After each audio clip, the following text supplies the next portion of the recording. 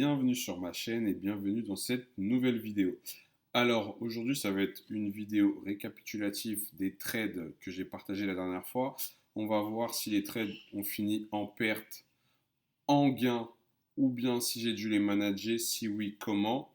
Et on va voir aussi les paires que je vais être amené à surveiller pour cette nouvelle semaine qui commence et si j'ai des positions ouvertes aussi. Donc je vais un peu vous montrer ce que je vais attendre ou pas.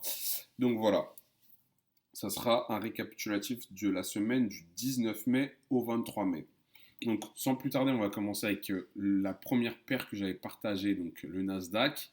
J'attendais du coup des achats sur cette paire, puisque la tendance elle était plutôt haussière, et j'attendais un achat sur ces niveaux-ci, et je n'ai pas eu d'entrée, donc je n'ai pas pris de position sur cette paire.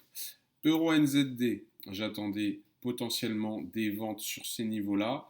Je n'ai pas eu l'opportunité que j'attendais, du coup, je n'ai pas pris de trade sur cette paire. Ensuite, on avait le NZD CHF. J'avais appelé ce niveau-là, à surveiller ce niveau-là pour pouvoir avoir un achat. Du coup, j'ai pu avoir une entrée ici à ce niveau-là et le trade est toujours en cours. Le ratio potentiel, si le trade passe, est de 6,92 et pour l'instant, on est à un ratio de 2,14. Donc voilà, c'est un trade qui tourne, c'est plutôt du swing. Donc on va rester patient pour cette opportunité-là. AUD CAD, j'avais partagé. AUD CAD, on a été plutôt sur un retournement de tendance. Moi, j'attendais des achats puisque la paire était comme ça, mais au final, le marché sur cette paire était plutôt sur un retournement. Du coup, je n'ai pas eu d'opportunité sur cette paire. On passe à la suite. DAX 40. Donc, j'avais pris un trade ici. La position était, je crois, à ce niveau-là quand j'avais fait la vidéo. Vous irez retourner voir la vidéo. Et au final, j'avais un TP avec un ratio de 3. Et au final, le ratio de 3 a été atteint pour cette paire. Euro USD. Sur ce trade-là, j'ai pris... sur ce trade-là, du coup, j'ai pris un BE. Je suis sorti à ce niveau-là parce qu'en fait, la paire avait fait une structure baissière. Du coup, j'avais mis mon SL là, donc ABE. Et au final, je me suis fait sortir. J'ai pris une autre entrée ici, à ce niveau, qui était un ratio potentiel assez élevé. Mais au final, j'ai eu un stop loss. Donc, ça m'a fait un BE et un SL sur cette paire. GBP CAD, j'avais anticipé des achats. Je cherche la paire. GBP CAD. Pardon, GBP CAD est ici. GBP CAD, j'avais du coup appelé à surveiller cette perte pour des achats. Mon ratio était un ratio de 3. Le ratio n'a pas été atteint malheureusement pour ce trade et je suis sorti en break-even sur cette position. GBP USD, le trade qui me proposait un ratio qui était assez élevé de 14 a fini en stop loss. Donc j'ai eu une perte sur ce trade-là.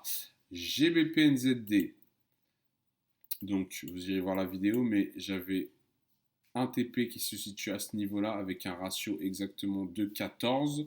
Là, on voit que le TP a été atteint. Donc j'ai eu un ratio de 14 sur cette paire. Et ensuite, USD-JPY, j'avais anticipé une vente. Et au final, le marché m'a donné raison. Un ratio de 3. Et pour finir, AUD-NZD, j'avais anticipé un achat, mais la paire s'est complètement retournée. J'ai fini avec une perte sur ce trade-là. Donc, le récapitulatif, c'est qu'il y avait 8 trades. Donc, sur les 8 trades, j'ai eu du coup... Alors, hop, je vais écrire ça ici.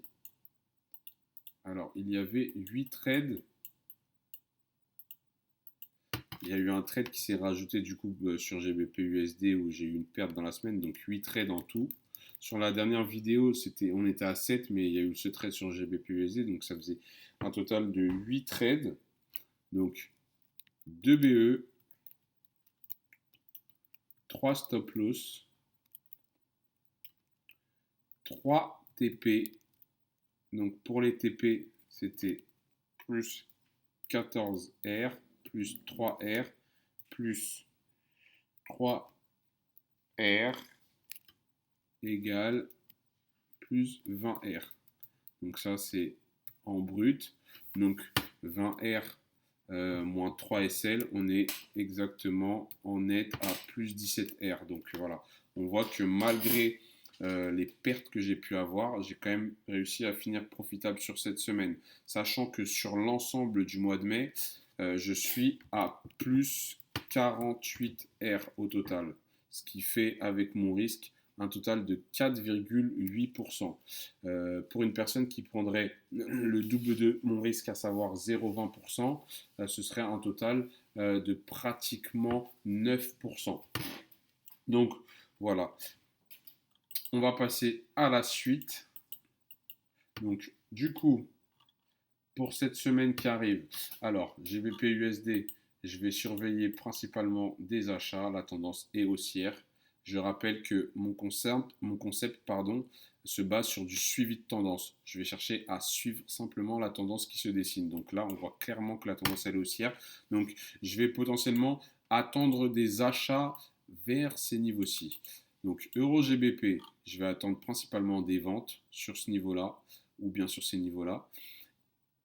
AUD-CAD, je vais principalement attendre des ventes sur ces niveaux ici présents. Euro-USD, je vais attendre des achats.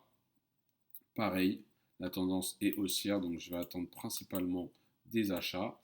GBP-JPY, je vais attendre principalement des achats.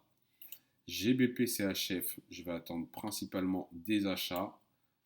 Et USD-JPY, là, sur cette paire, je ne traderai plus.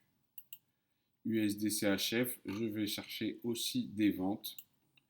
GBP CAD, du coup, on a eu ce BE là. J'ai eu un stop loss aujourd'hui, donc moins un R pour GBP CAD.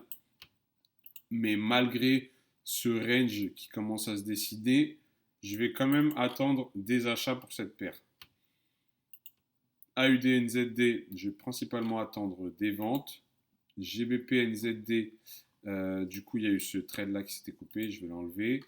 Et là, actuellement, aujourd'hui, j'ai eu un trade qui s'est coupé à plus 4,65 R.